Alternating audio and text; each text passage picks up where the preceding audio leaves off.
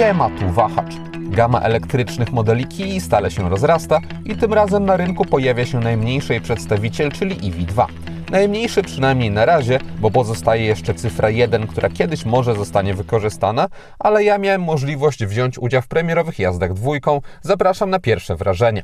W przypadku EV2 mamy do czynienia z samochodem mającym 406 cm długości i 180 cm szerokości, zatem typowym małym crossoverem.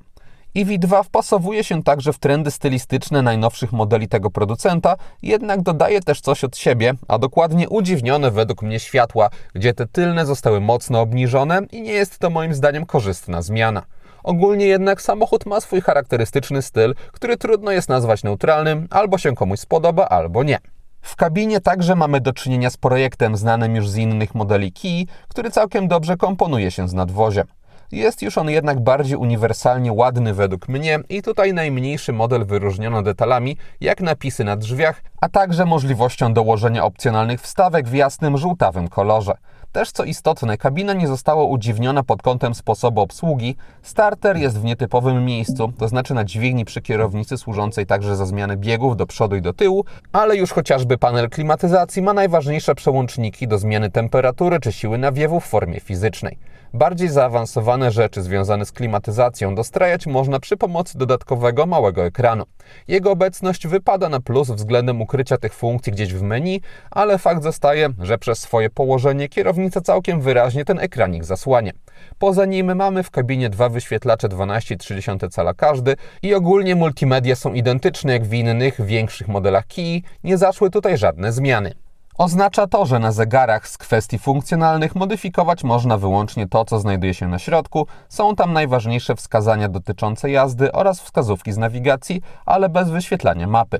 Ogólnie dosyć prosta funkcjonalność jak na w pełni elektroniczny zestaw wskaźników, ale też wystarczająca.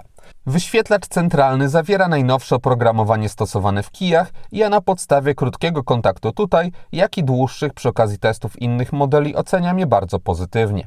Mamy ekran domowy z widgetami umożliwiającymi zmianę kolejności elementów i ogólnie ergonomiczny projekt. Dodatkowo jest bezprzewodowa łączność z Android Auto i Apple CarPlay.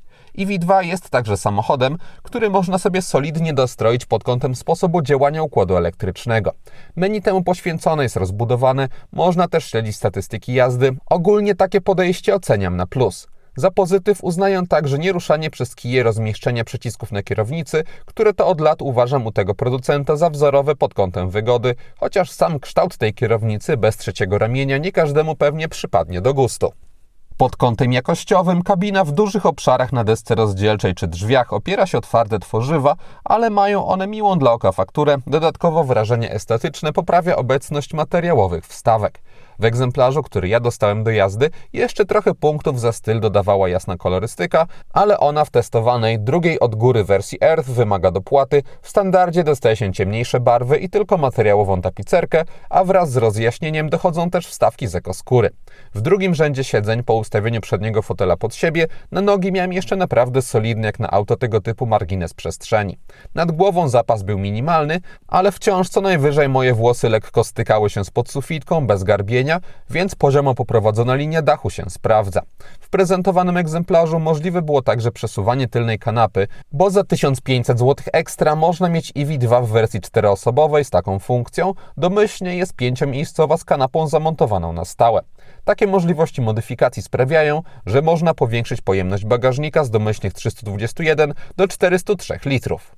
Niestety testowana Kia nie pozwala na demontaż półki w bagażniku, zatem przestrzeń zawsze będzie podzielona. Mamy też tutaj specyficzną roletę mocowaną do zagłówków w drugim rzędzie siedzeń, nie podwyższającą się wraz z otwarciem klapy, co jest mniej wygodne.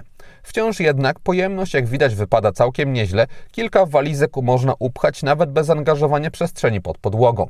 Kia EV2 oferowana jest z dwoma układami napędowymi i z dosyć specyficzną ich konfiguracją, ponieważ tańsza oznacza mniejsze akumulatory 42,2 kWh, ale większą moc wynoszącą 146 koni.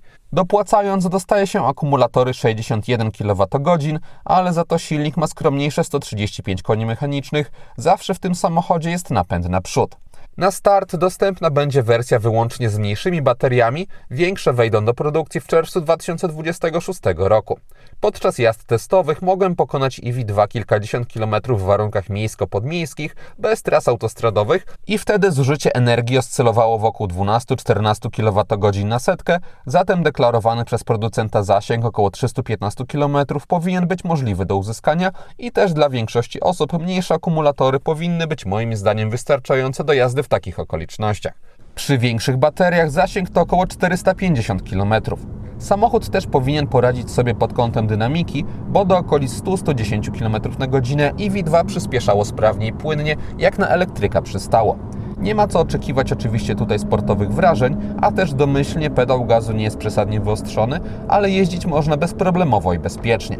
Pod kątem ładowania w testowanej Kii pewnym wyróżnikiem jest możliwość uzupełniania energii prądem zmiennym z mocą 22 kW zamiast standardowych 11. Dzięki temu, nawet nie korzystając z prądu stałego, samochód można sprawnie naładować np. na mieście według katalogu w około 2,5 godziny zamiast 4.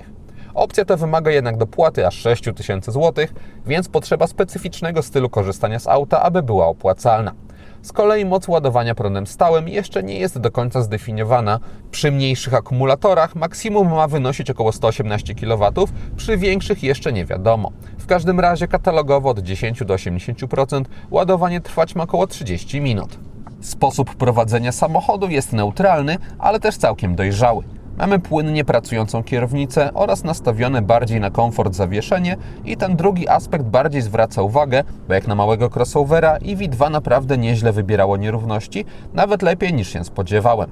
Cennikowo samochód dostępny będzie od 116 200 zł, ale aktualnie Kia Polska wprowadza rabaty na każdą z odmian w wysokości 16 300 zł.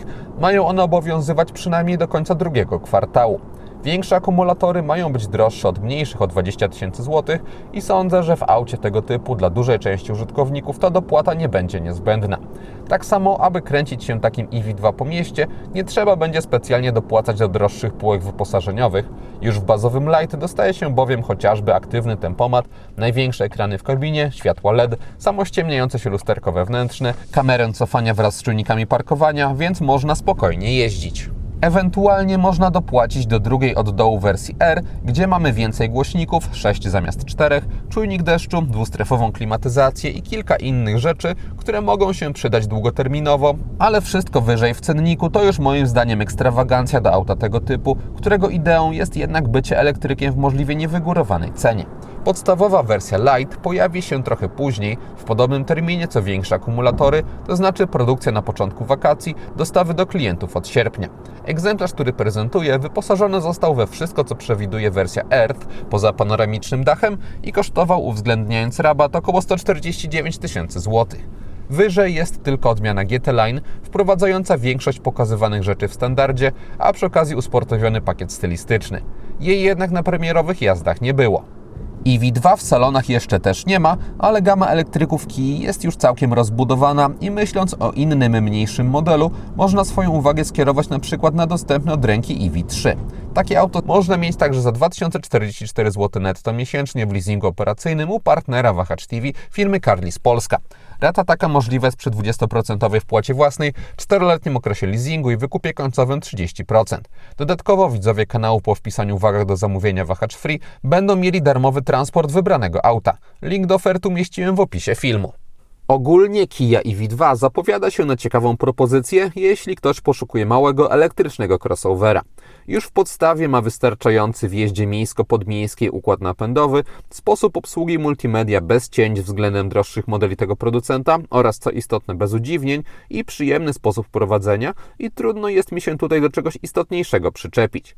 Na pewno nie każdemu stylistyka tego modelu przypadnie do gustu, ale biorąc pod uwagę kwestie bardziej zdroworozsądkowe, to EV2 zapowiada się na solidnego, niewielkiego elektryka. Zwłaszcza teraz wygląda ciekawie, z ceną obniżoną kilkanaście tysięcy złotych. I to wszystko, co przygotowałem z premierowych jazd. Dziękuję za uwagę i mam nadzieję, że film się podobał. Jeśli tak było, zachęcam do dania mu łapki w górę, będzie mi z tego powodu bardzo miło. A jeśli ktoś nie ma, zapraszam również do subskrypcji kanału, ponieważ kolejne materiały na Wahacz TV pojawią się już wkrótce. Na razie!